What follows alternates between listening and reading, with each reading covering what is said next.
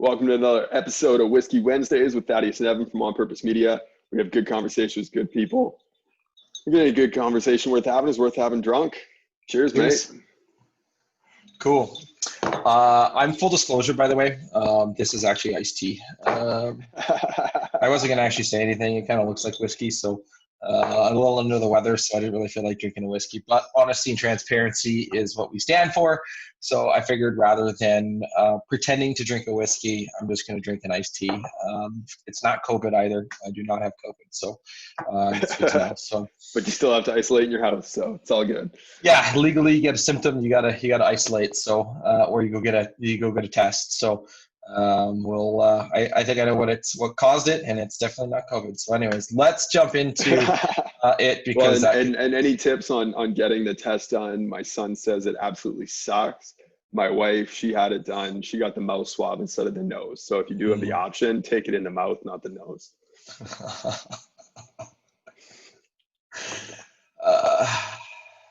PG-13. I've had a nose swab done for COVID. We actually had, I had some symptoms back a little while back. And they're like, oh, you gotta get tested or you stay home for 14 days. I'm like, all right, let's go get tested.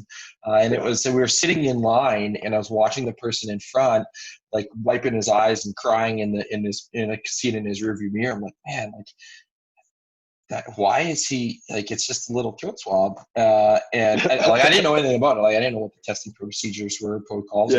Called, we booked, we went, we got it over and done with, but they did the nose swab and like, man, that tickled. That's one way to put it. So, not fun. So not really looking forward to the second round here, even though that I'm 99.99% certain it's going to be negative. So, let's jump into today.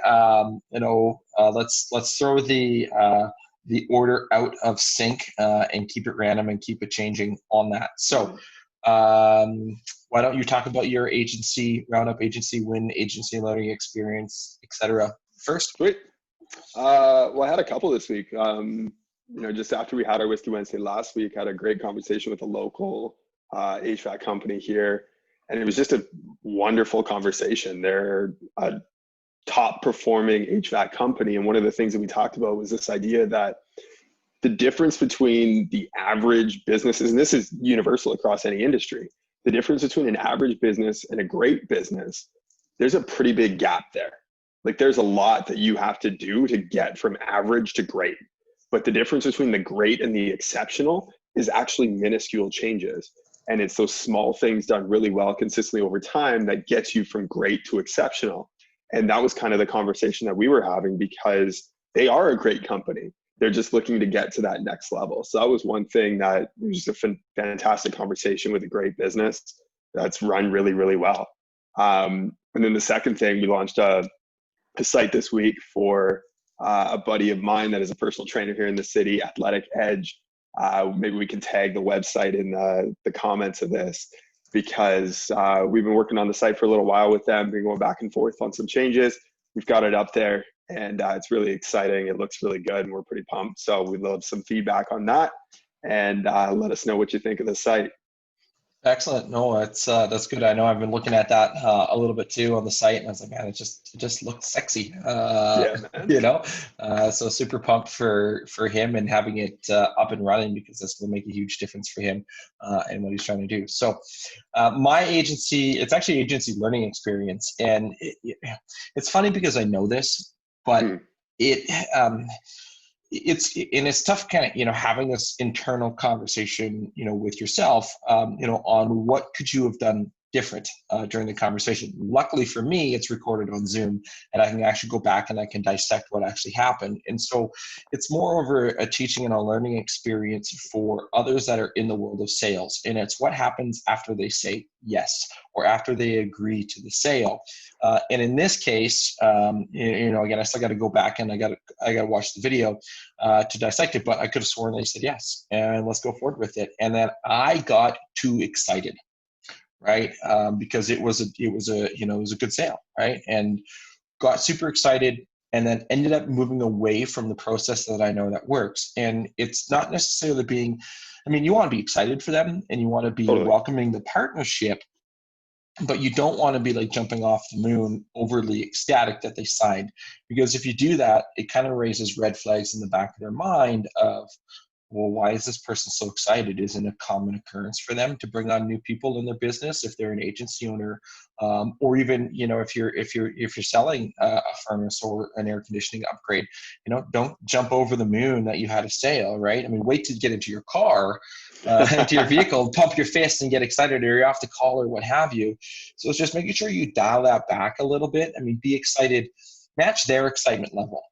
Totally. Not exceed their excitement level, because if you match their excitement level, then you're going to be on the same par, you know, on the same course as them. But if you exceed it, they're going to raise red flags. So that was my learning experience, I know it, right? But I still did it. Totally. But it's also the aspect of, what are you getting exciting about? Yes. You know, are you generally excited for them because you know that what you are providing for them is going to add so much value? Or are you excited because you made a sale? And I know in your heart it's about them, because that's what we're all about, but it's also about how are they perceiving that, because you don't have control over what they're interpreting of your excitement level. So I think when that intention is there, hopefully they can feel that. In this case, obviously it wasn't the situation yet, but you know, he's sitting on the fence. We'll give him that little nudge whenever we need to. I'm confident that, you know, that it'll come through when need be. But totally. You know, it's just again, it's just such a stupid mistake that totally. I know, right? But hey, whatever. As they say, shit happens. Another piece of sexy news: we had another client this week that we're doing SEO services for. He's actually in a little small city outside of Edmonton, and so it's called Sherwood Park. So if you search financial planner Sherwood Park, financial advisor Sherwood Park, like he's ranking #1 in the map pack there, and has been for a while. Like right when we took him on, we got him there. But Edmonton's been a lot trickier, and now he's ranking #1 for financial advisor in Edmonton. So that was super sexy and super fun to see that all the work we put in to optimize the Google My Business listing to make sure that he's showing up in that map pack, and then the work that he's doing to generate reviews paid off, and now he's ranking #1 there too. So it's fun. Excellent. Yeah, no, that's super exciting. So obviously to be able to have that ranking #1 in the city of Edmonton. I mean, that's like 1.2 million people in Edmonton, 1.1, somewhere around there. Yeah, something like that. Yeah, something like that. So a million and change. So, all right, random question time. So this question for you: what are some examples of small changes that can be made to really improve a person's life? So what are some examples of small changes that can be made to really improve a person's life? This reminds me of a question from an old mentor of mine by the name of Trent Booth, who I know you know as well. But he posed this question. Should I tag him? 100%. Trent's a beauty. I love Trent. But he posed a question to me. Must have been 12 years ago that I first heard it. And it was, if I did blank daily, my life would change dramatically. And fill in that blank. And for me, it was always something built around like a morning routine, whether that was journaling, exercising, meditating, any of those minute things where you're going inward and not outward. Obviously, exercise was a little bit more outward, but those other things, reading was another one that I've written down in the past as well to answer that question. But all of them have had massive changes on myself personally. And I think those are the minute changes that a person and an individual can make. Also gratitude, practicing gratitude on a daily basis. And just, you know, what's one thing that you appreciate about a person, about a thing, about life. And even if you sit there and, you know, there's nothing I could be grateful for. Well, if you wanted to feel grateful, what's something that you could be grateful for? Mm-hmm. And just focusing on those little things. I think when people trade, the Tony Robbins thing, trade your expectations for appreciation, your whole life will change, right? When you no longer expect something of someone else and you just appreciate what it is that they have to offer, everything changes. So those are my little nuggets. Well, in morning routine is such a big thing. I remember reading a book, The Miracle Morning by Hal Elrod, Yeah, phenomenal buddy. book. And Yep. some of the when you actually implement the systems, actually got me back to being a morning person.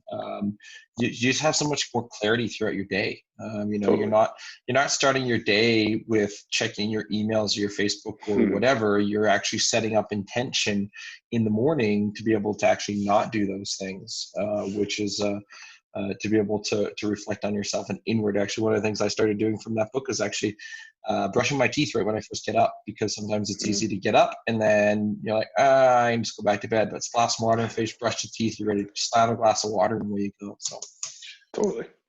Love it. yeah, man. All right, here's yours. If you could All right. teach everyone in the world one concept, what concept would have the biggest positive impact on humanity? If I could teach everyone in the world one concept, which would be the biggest, which would have the biggest positive impact on humanity? Law of reciprocity. It just, and I mean, there's so many things and so many offshoots of reciprocity itself, but some people call it karma, right? Whatever you do comes back to you if you put it out there. And so if you treat people good or well. Treat people good. Is that the right thing? Treat people well. I didn't pass. English wasn't a strong suit for me. Yeah, we're marketers, not grammar. That's why I have a content creation department who handles all of our content. Probably our biggest line item as an expense in our business is our content team, but they are definitely well worth it. But yeah, so reciprocity is a big thing, and just giving back and doing the things that, I mean, if you treat, and not to get philosophical or biblical on this, if you treat others how you want to be treated, it's a simple statement, on that. So if you treat others well, if you're kind to others, if you educate others, you provide value first to others, I think that it would have a super huge impact, because now all of a sudden people are treating each other with kindness, because that's how you want to get treated. And if people treated each other with kindness, that's going to move the needle a lot more than I think anything else, versus hostility or trying to take advantage of somebody, etc. So that would be my one concept that I would teach everyone. Totally. Well, and especially with what's been happening in the world right now, like I was having a conversation with someone months ago when the whole pandemic was like just getting started, and they were talking about how this time is really an initiation for humanity.